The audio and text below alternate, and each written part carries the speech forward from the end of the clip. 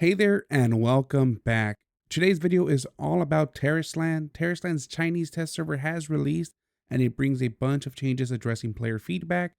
If you aren't familiar with Tarisland, Tarisland is a classic MMORPG available on PC and mobile devices.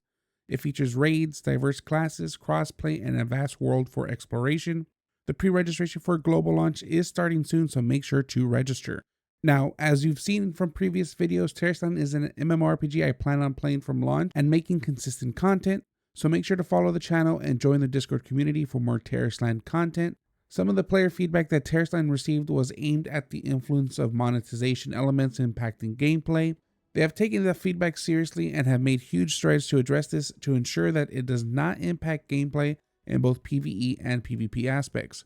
Now, without further ado, let's get into the updates.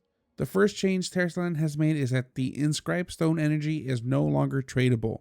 This is huge. As I covered in a previous video, this seemed like a great progression system that all players could grow through and invest into their character as they unlock these nodes.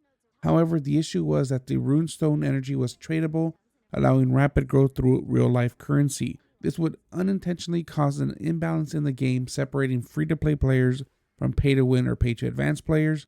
I'm glad Tarisland has recognized this and has made the changes to avoid the situation at launch. You can continue to earn Inscribed stone energy through battle passes and different styles of gameplay. You will receive the energy as a reward for completing quests, dungeons, raids, and achievements. It will be on an even playing field for all of us players, whereas players a sense of accomplishment as you work to unlock each node on the Inscribed stone tree. Alright, the next change I want to talk about is the output and use of gold coins. If you're not familiar with the currency in Tarisland, gold coins are the basic circulating currency in the game. On previous tests, there were concerns amongst players that the access and quantity of gold coins was low in comparison to how high gold coin consumption was. These issues led to a bit of a controversy and debate in the community concerning the commercialization system of Tarisland. The great news is that Tarisland has taken this feedback seriously and implemented changes that will combat these concerns. Regarding the acquisition of gold coins, Tarisland will be boosting the daily gold coin yield for players. We continue to earn gold through normal activities like dungeons, raids, achievements, and will also be earning gold coins from Tarisland's chests and crafting. These changes allow us to earn enough gold coin during gameplay to guarantee our character growth and give us a smooth gaming experience. Not only has Tarisland increased the output of gold coins, but they have also taken a step in the right direction by significantly reducing the consumption of gold coins, allowing us players to invest our gold coins in other aspects we want to improve on. Now, in the latest version of the game, gold coins are playing a larger and more important role, like the option to purchase crystals. Tarisland has completely revamped the consignment rules and changed the CBT card consignment to crystal consignment. We have now been able to convert gold coins from activities into crystals through the crystal consignment system. This will allow us to purchase monthly passes and costumes. One thing to note is that the purchase of crystals via gold will only be consigned once and not eligible to be used as gift items. Tarisland is making the changes to allow non-paying players to obtain purchasable costumes, items, and various features through the in-game activities. This will make items on the market available for everyone and not exclusive to the paying players. I think overall this is a great change to bring balance to the game, and it gives all players a sense their time and efforts are valid. Now, if you are a PvP player, this next update is something that you'll want to hear. A huge concern us players had was that PvP would be extremely imbalanced due to how items would be made available to paying players via the market much sooner than your average free-to-play player. Tarisland has made some changes to provide fair PvP gameplay. They made changes in the PvP content and have launched a 3v3 arena. Here are some of the changes that they have made. All players will enter the arena with the same attributes based on their choice of specialization. All character attributes from equipment, gems, inscribed stones, military rank, and others will no longer take effect. The only attribute bonuses of class talents and PvP passives of warlike talents will be effective in 3v3 arenas. Tarisland has also adjusted and optimized the PvP attributes. The warlike talent system will separate the PvE and PvP attributes. I personally think this update is very important to balance the game and keep us players coming back. As we all know, PvP is something we love to do and want to test out our skills and not feel that we're simply outgeared. These changes allow our strategies and skills to determine how we perform in the arena.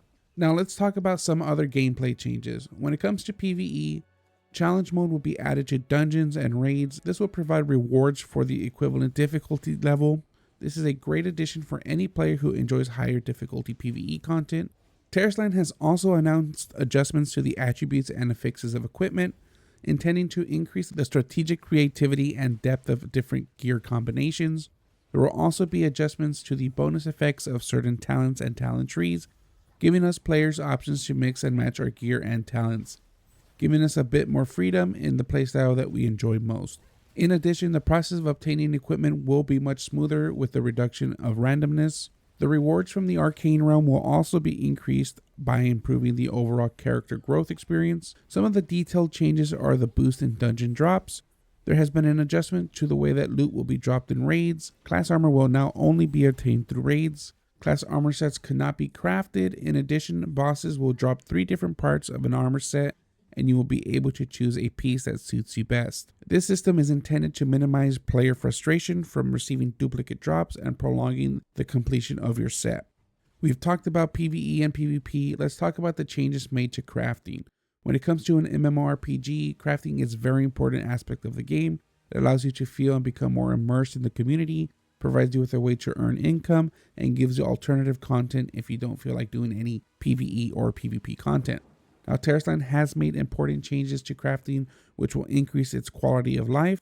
The first change is that crafting gameplay will be simplified by making it more accessible and reducing the learning curve for new players. As a new player, it can be overwhelming, having to learn so many systems an MMORPG has to offer, so making it much simpler will get more players involved, and it hopes to contribute to a thriving market. Now, Tarisland has also increased the output obtained from crafting. This has been increased to keep up with the demand for the daily trading and usage. The third being that some equipment produced through crafting will be limited, and certain pieces of equipment can only be obtained through PvE, as we mentioned before. Some examples of this are advanced equipment diagrams will now only be obtained through dungeons and raids, and armor sets can no longer be crafted. All in all, these are some important updates coming from Tarisland. I have personally been excited to play Tarisland for some time, and being able to test the beta out twice now has solidified this as one of the main games I'll be playing. I'm glad that they have listened to what the players have had to say and made the changes needed to close the gap between free-to-play players and paying players. The overall improvements in monetization, gameplay customization by making PvP much more balanced, making the right changes to PvE and crafting gave me confidence that Tarisland will be a great game overall. I hope you enjoyed this video and familiarized yourself with what you can expect coming from Tarisland. If you enjoyed this video, please make sure to hit that like button, subscribe to the channel, and join the Discord community for more Tarisland content. Like always, stay epic, stay legendary, and I'll see you in the next one.